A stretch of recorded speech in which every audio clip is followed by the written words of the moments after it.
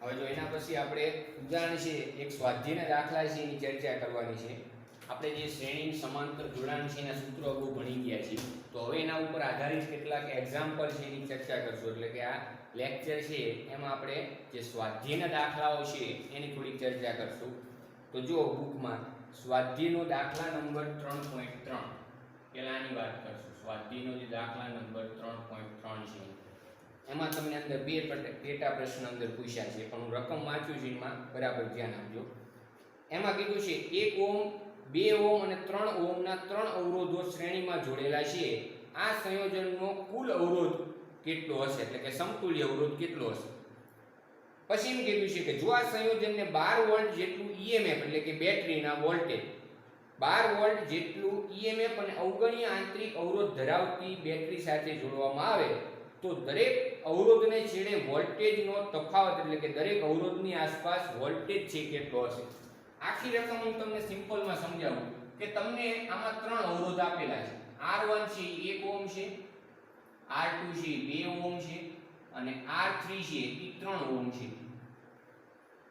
પહેલા જે પ્રશ્ન છે એમાં તમને કીધું છે કે આ ત્રણેય અવરોધો જો શ્રેણીમાં જોડેલા હોય તો એનો કુલ અવરોધ શોધો. એટલે કે આ રીતે આ ત્રણેય અવરોધો જે છે R1 R2 અને R3 આ શેમાં જોડેલા છે તો કે શ્રેણી જોડાણમાં. અને શ્રેણી જોડાણમાં જોડેલા હોવાથી એનો જે સમતુલ્ય અવરોધ અથવા તો કુલ અવરોધ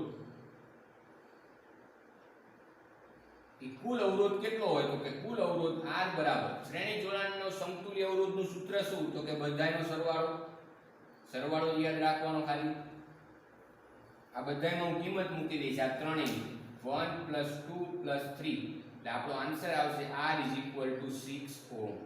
આ પહેલો અંદર જે પ્રશ્ન પૂછ્યો એનો જવાબ કે 3 અવરોધ છે એ જ્યારે શ્રેણીમાં હોય તો એનો સમતુલ્ય અવરોધ આટલો થાય 6 ઓહ્મ. હવે બીજો પ્રશ્ન. બીજા પ્રશ્નમાં તમને એવું કીધું છે કે આ ત્રણેય અવરોધ સાથે એક બેટરી જોડવાની છે. આ રીતે જો બીજી હું આકૃતિ દોરું છું અને એમાંય દૂર નાખો તોય ચાલે. R1 R2 અને R3 આ ત્રણેય અવરોધ જે છે એની સાથે એક 12 વોલ્ટની બેટરી જોડવાની છે. EMF શું છે આપણે અગાઉ છે એની ચર્ચા કરશું મિત્રો.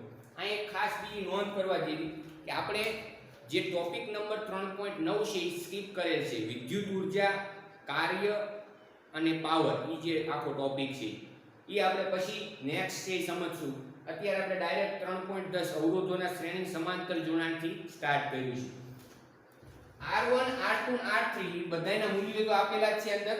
અને અહીંયા તમને V બરાબર 12 વોલ્ટની એક બેટરી જોડેલી છે આની સાથે. અને તમને કીધું છે કે આ બધા અવરોધની આસપાસ વિદ્યુત સ્થિતિમાનનો તફાવત એટલે કે વોલ્ટેજ મેળવો. તો આપણને ખબર છે જ્યારે અવરોધોનું શ્રેણી જોડાણ હોય ત્યારે બધાય જ અવરોધો છે અહીંયા તો 3 આપેલા છે ગમે એટલા આપેલા હોય એ બધાયમાંથી પસાર થતો પ્રવાહ કેવો હોય તો કે એક સમાન. અલગ અલગ શું હશે તો કે વોલ્ટેજ. એટલે આ જે R1 છે ઈ બંને R1 ની આસપાસ વિદ્યુત સ્થિતિમાનનો તફાવત V1, R2 ની આસપાસ વિદ્યુત સ્થિતિમાનનો તફાવત V2 અને R3 ની આસપાસ વિદ્યુત સ્થિતિમાનનો તફાવત V3. તો હવે આપણે આ V1 V2 અને V3 ની કિંમત છે મેળવવાની છે. સમજજો બરાબર. હવે ઈ કઈ રીતે મળે તો સિમ્પલ આપણું જે ઓહમના નિયમનું સૂત્ર છે V = I × R પરથી પહેલું જે R1 ના બે છેડા વચ્ચે વિદ્યુત સ્થિતિમાન નો તફાવત એટલે કે વોલ્ટેજ કહેવાનો મતલબ. R1 ના બે છેડા વચ્ચેનો વોલ્ટેજ આ સૂત્ર અનુસાર થાય V1 = I × R1. આ સૂત્ર દ્વારા મળે.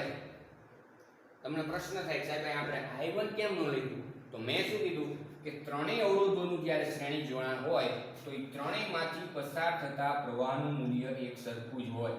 આ યાદ રાખવાનું. અને કેટલું હોય તો કે I જેટલું. હવે પ્રશ્ન એ થાય કે ત્યાં I પ્રવાહ છે એ કઈ રીતે મળે તો એ એકદમ સિમ્પલ છે. આ સૂત્ર ઉપરથી ને જો આ I ની કિંમત અહીંયા આપણને કઈ રીતે મળે કારણ કે I મળશે અને R1 ખબર છે તો જ આપણને V1 મળે. હવે તમારે ખાસ યાદ રાખવાનું જો V કેટલા આપેલા છે અહીંયા તો કે 12 વોલ્ટ. આ ત્રણેયના સમતુલ્ય અવરોધ કેટલો મળ્યો આપણને તો કે 6 ઓહ્મ. એને હું R કહીશ. 6 ઓહ્મ અવરોધ થયો. ખ્યાલ આવે છે કે નહીં? તો હવે ત્રણેયમાંથી પસાર થતો પ્રવાહ કેટલો હોય I, તો એ આપણે આ સૂત્ર દ્વારા મેળવી શકીએ. V IR પરથી I બરાબર થાય V/R બરાબર V કેટલા? તો કે 12 વોલ્ટ. અને R નું R એટલે કયો મિત્રો? તો કે આ જો ત્રણેયના શ્રેણી જોડાણનો સમતુલ્ય અવરોધ. અને કેટલો મળ્યો આપણને? તો કે 6. એટલે આપણો આન્સર આવશે 2 એમ્પિયર. ખ્યાલ આવે છે કે નહીં? 2 એમ્પિયર પ્રવાહ ત્રણેયમાંથી પસાર થાય સરખો. તો હવે V1 મળી શકે આપણને 2 ગુણ્યા I ની કિંમત 2 મળી, R1 એટલે 1, તો આપણો જવાબ આવશે 2 વોલ્ટ. કેટલા વોલ્ટ? 2 વોલ્ટ. સેમ ઈ જ રીતે V2, તો હવે હું લખીશ નહીં, ડાયરેક્ટ ખબર પડી જાય કે V2 એટલે શું? તો કે R2 ના બે છેડા વચ્ચે વિદ્યુત સ્થિતિમાનનો તફાવત V2 બરાબર થાય I R2. I એટલે કેટલા છે? તો કે 2 ગુણ્યા R2 ની કિંમત કેટલી? તો કે 2, તો 2 ગુણ્યા 2 એટલે થાય 4 વોલ્ટ. V3 બરાબર થાય I R3 બરાબર 2 R3 ની કિંમત કેટલી? તો કે 3 ગુણ્યા 2 એટલે 6, એટલે આપણો જવાબ આવશે 6 વોલ્ટ. તો આ જે છે V1 એટલે R1 ના બે છેડા વચ્ચેનો વોલ્ટેજ, R2 ના બે છેડા વચ્ચેનો વોલ્ટેજ અને R3 ના બે છેડા વચ્ચેનો વોલ્ટેજ, ત્રણેયની કિંમત આપણને મળી ગઈ. હવે એક પ્રશ્ન બીજો કે આ કિંમત જે મળી સાચી છે ખોટી કઈ રીતે ખબર પડે? તાળો મેળવી છે ને આપણે, જેમ કેપેસિટરના દાખલામાં મેળવતા હતા, યાદ કરો. એ જ વસ્તુ અહીંયા પણ કહેશું આપણે કે આપણે આ ત્રણેય વસ્તુ મેળવી V1 V2 V3. હવે એ મૂલ્ય સાચા કે ખોટા એ કઈ રીતે ખબર પડે? તો એના માટે તમારે શું કરવું પડે? તો કે આ બધાનો સરવાળો કરો. કેટલો થાય? અહીં કેટલો થવો જોઈએ? તો કે 12 વોલ્ટ જેવું. અહીંયા આ વસ્તુનું પાલન થવું જોઈએ. V બરાબર V1 V2 V3, તો જ આપણા જવાબો સાચા કે ખોટા.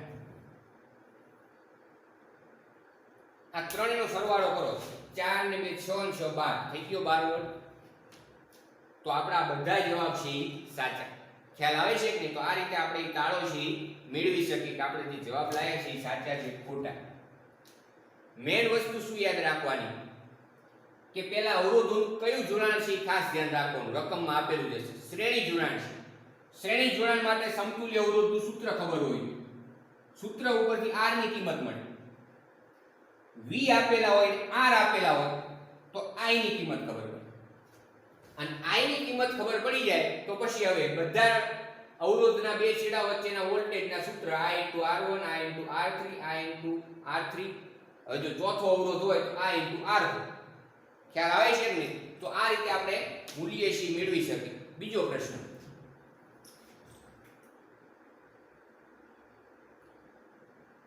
બીજા પ્રશ્નમાં કીધું છે કે 2 4 અને 5 ઓહ્મના 3 અવરોધ સમાંતરમાં જોડેલા છે. આ સંયોજનનો કુલ અવરોધ શોધો. જો આ સંયોજનને 20 વોલ્ટ જેટલું EMF અને અવગણી આંતરિક અવરોધ ધરાવતી બેટરી સાથે જોડવામાં આવે તો દરેક અવરોધમાંથી વહેતો પ્રવાહ અને બેટરીમાંથી ખેંચાતો કુલ પ્રવાહ છે શોધો. એકદમ સિમ્પલ છે. જો ખાલી આમાં ડિફરન્સ શું છે? અહીંયા જે તમને 3 અવરોધ આપેલા છે, સ્વાધ્યાયનો દાખલા નંબર 3.4, એના મૂલ્યો છે 2 4 અને 5. આ 3 અવરોધ છે એ તમને આપેલા છે, સમજો. અને તમને કીધું છે કે આ ત્રણેય અવરોધ છે કયા જોડાણમાં છે? તો કે સમાંતર. તો એનો સમતુલ્ય અવરોધ એટલે કે કુલ અવરોધ છે શોધો. અને બીજો પ્રશ્ન એવો કર્યો છે કે જ્યારે એમને 20 વોલ્ટની બેટરી સાથે જોડવામાં આવે તો ત્યારે દરેકમાંથી પસાર થતો પ્રવાહ શોધો. સમજજો બરાબર. પહેલા હું આકૃતિ આની દોરું છું. 3 અવરોધ શેમાં છે? તો કે સમાંતર જોડાણમાં. અને સમાંતર જોડાણમાં હોય એટલે એની આકૃતિ આ રીતે આપણે દોરવી પડે.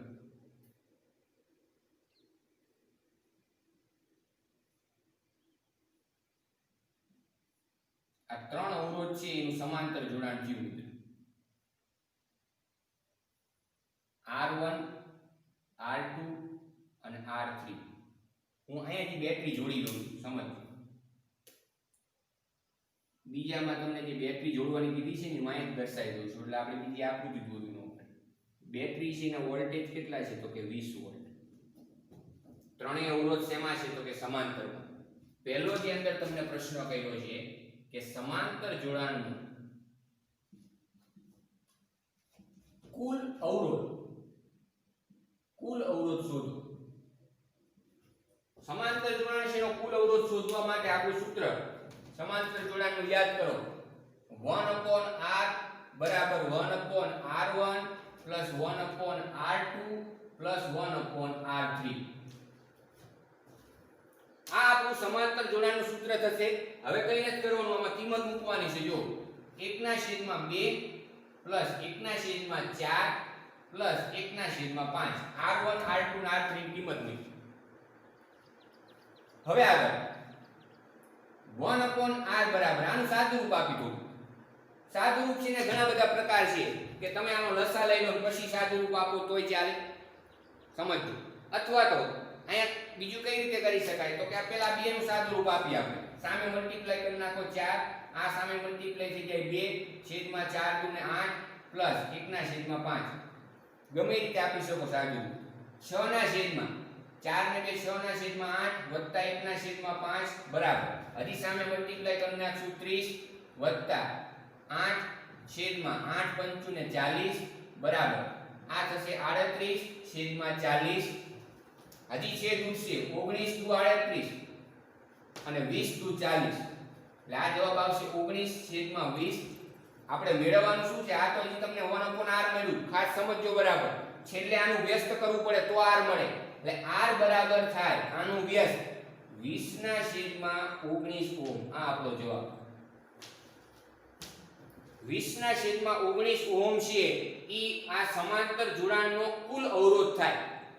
બીજો તમને અંદર પ્રશ્ન કર્યો છે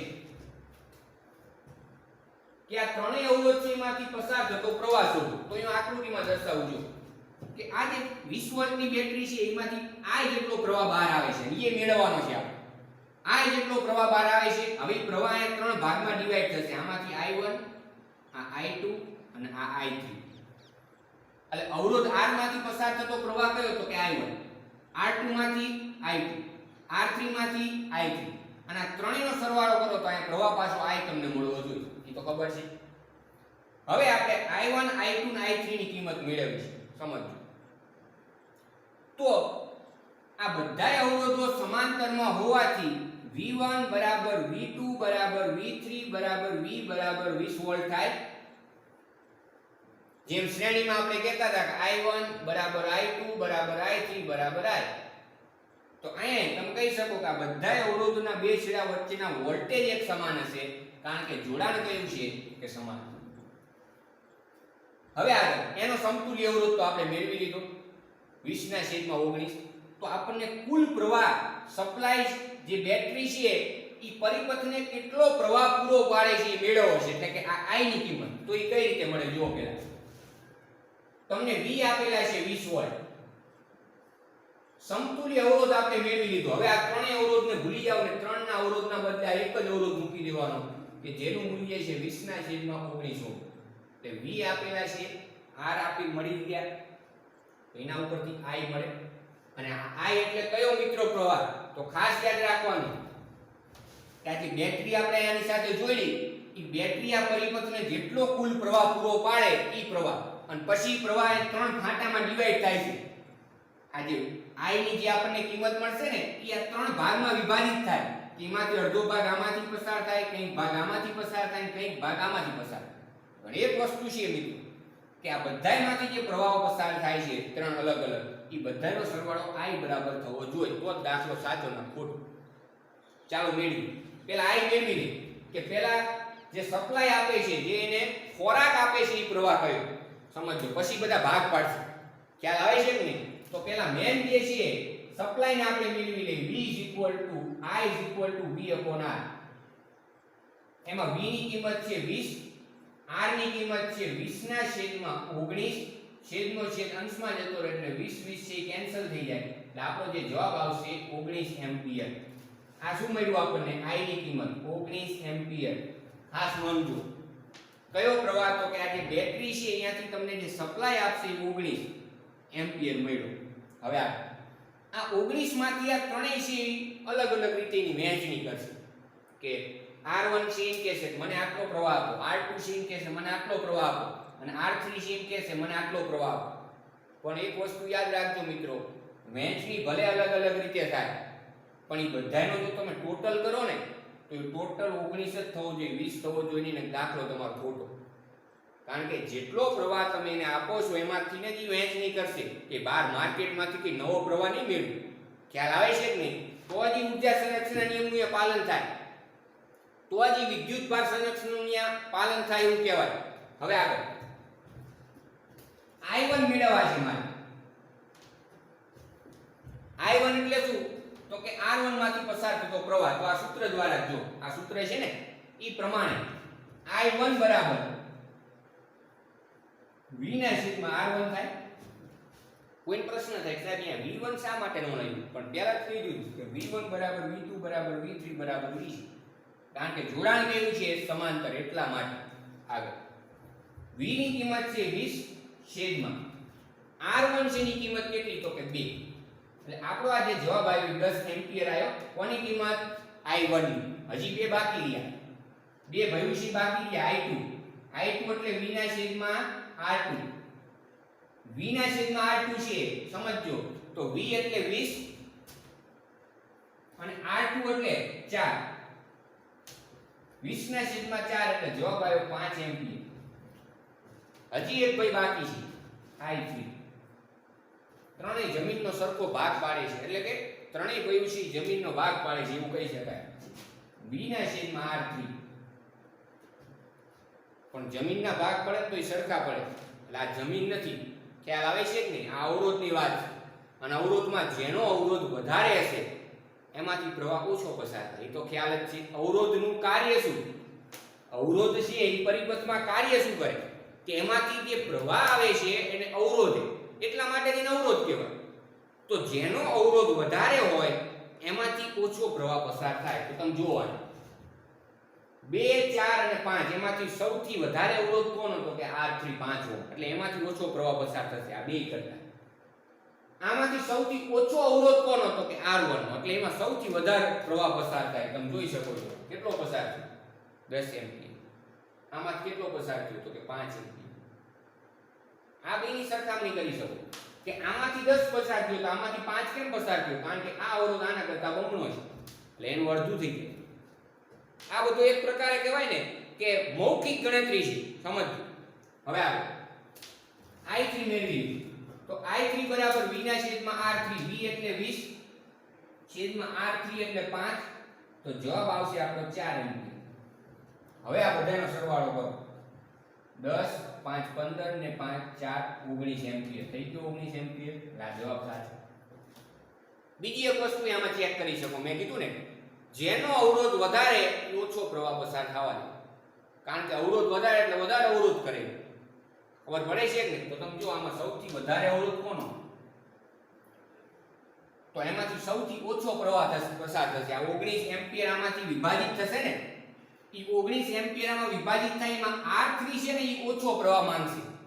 કારણ કે R3 નું મૂલ્ય 2 કરતા વધારે છે, એટલે R3 માંથી ઓછો પ્રવાહ પસાર થાય. સૌથી ઓછો અવરોધ કોનો?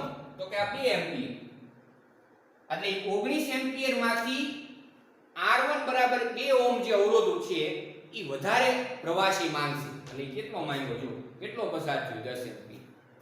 મેં કીધું એમ કે આ બધાનો સરવાળો કરો તો એ સરવાળો કુલ પ્રવાહ જે બેટરી સપ્લાય કરે છે એટલો મળવો જોઈએ. તો જ અહીંયા વિદ્યુત ભાર સંરક્ષણ કે ઊર્જા સંરક્ષણના નિયમનું પાલન થાય. તો આ બોર્ડ ઉપર છે, એકવાર ધ્યાનથી તમે જોઈ શકો.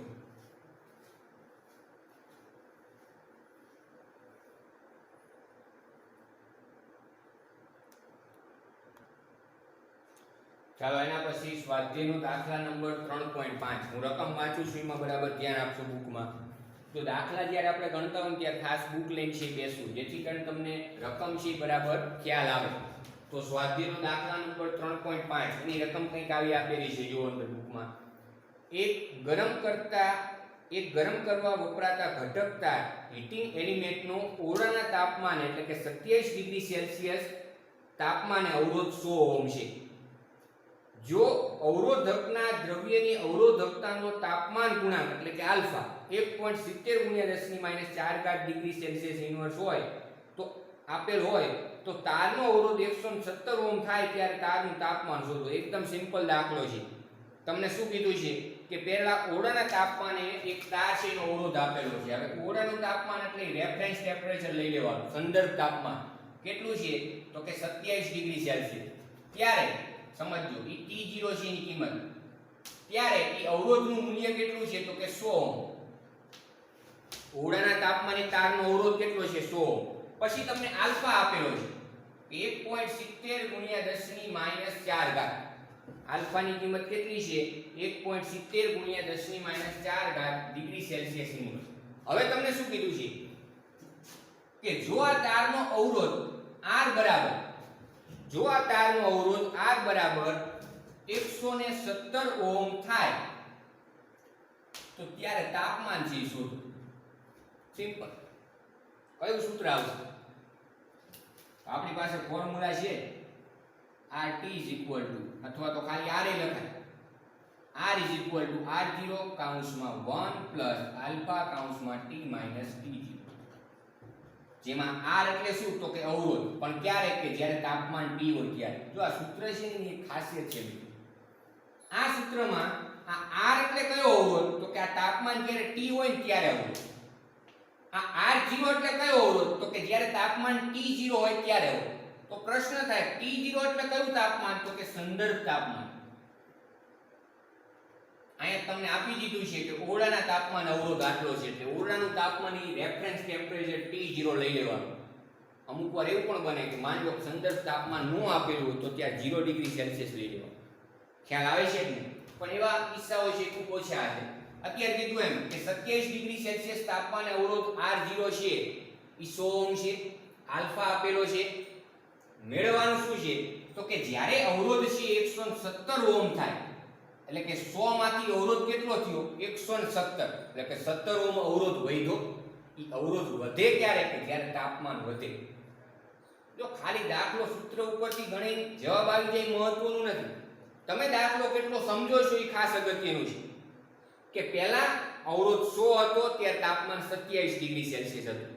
હવે અવરોધ થયો 170 તો તાપમાન વધ્યું હોય ઘટ્યું હોય તો કે વધ્યું હોય તો જ થાય. કારણ કે સુવાદ હોય એમાં તાપમાન વધે ત્યારે અવરોધ વધે.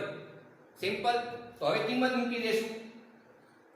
R ની કિંમત છે 170 બરાબર R0 ની કિંમત છે 100 કૌંસમાં 1 પ્લસ આલ્ફા ની કિંમત છે 1.70 ગુણ્યા 10 ની માઈનસ 4 ઘાત. T જે છે મેળવવાના છે T0 છે 27 છે.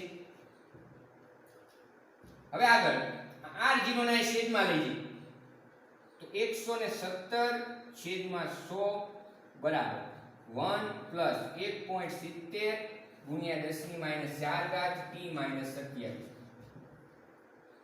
આને એમનામ રાખ્યા 1 ને આ બાજુ લઈ જઈએ એટલે 1.70 ગુણ્યા 10 ની માઈનસ 4 ઘાત T માઈનસ 27 ડિગ્રી સેલ્સિયસ બરાબર 170 છેદમાં 100 માઈનસ 1 બરાબર 100 સામે મલ્ટીપ્લાય થઈ જાય એટલે 170 માઈનસ 100 છેદમાં 100 બરાબર 17 ના છેદમાં 100.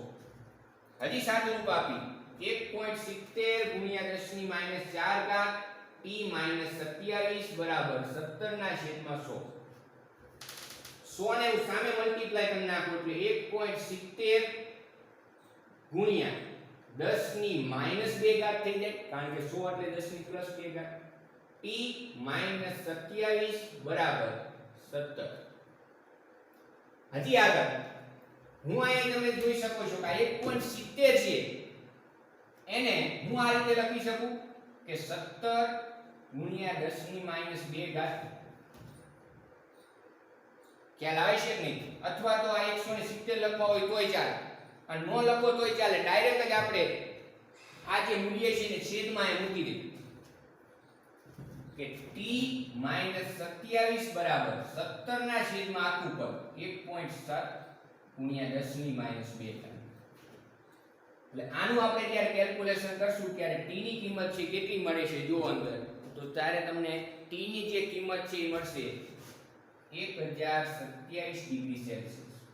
કેટલી મળશે 1027 ડિગ્રી સેલ્સિયસ. અને ઈ કંઈ અઘરું નથી. ગણતરી કરવી કરી શકો છો. આ 17 છેદમાં 1.7 એટલે 17 લખવા હોય તો આ ઘાત વધારવી પડે, 10 ની -3 થઈ જાય. 17 17 કેન્સલ થઈ જાય. 10 ની -3 ઘાત અંશમાં આવે એટલે 10 ની +3 ઘાત, અને 10 ની +3 ઘાત એટલે 1000. એટલે t - 27 બરાબર 1000. તો t બરાબર 1000. આ -27 સામે જાય એટલે થઈ જાય 1027. કેલ્સી ની જરૂર નથી. તો આપણો જે જવાબ આવશે 1027 ડિગ્રી સેલ્સિયસ તાપમાન. એનો મતલબ શું થયો કે જ્યારે તાપમાન છે ઈ 100 માંથી, સમજો સોરી, તાપમાન જ્યારે 27 ડિગ્રી સેલ્સિયસ માંથી 1027 ડિગ્રી સેલ્સિયસ થાય ત્યારે અવરોધ 100 માંથી 117 ઓહ્મ થાય. આનો મતલબ આવો થાય. ખ્યાલ આવે છે કે નહીં? ચાલો એના પછી નેક્સ્ટ જે દાખલો છે જોઈએ.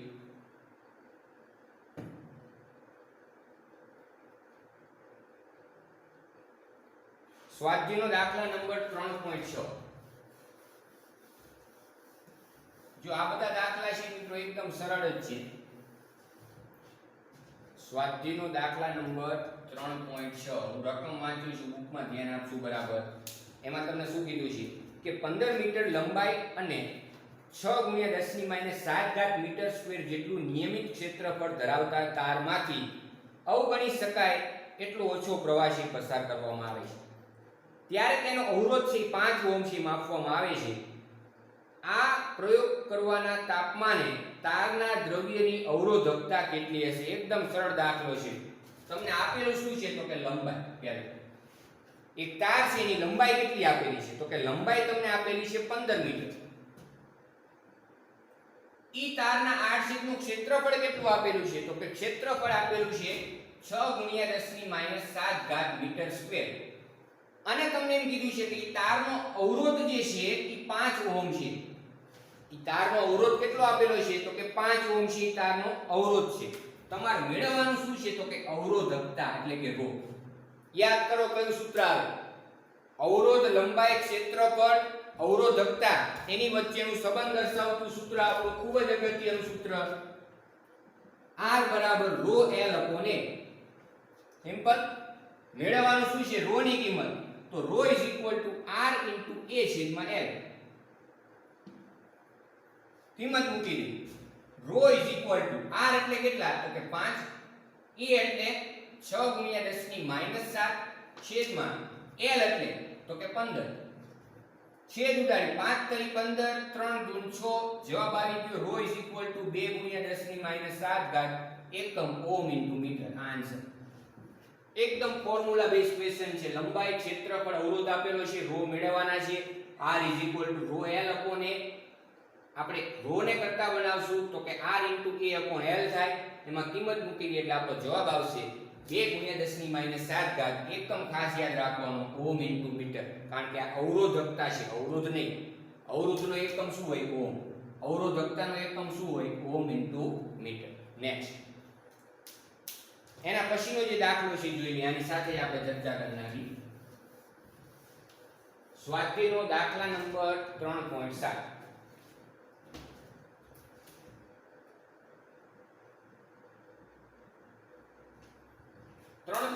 જે દાખલો છે એમાં ધ્યાન આપશું આપણે બુકમાં. જો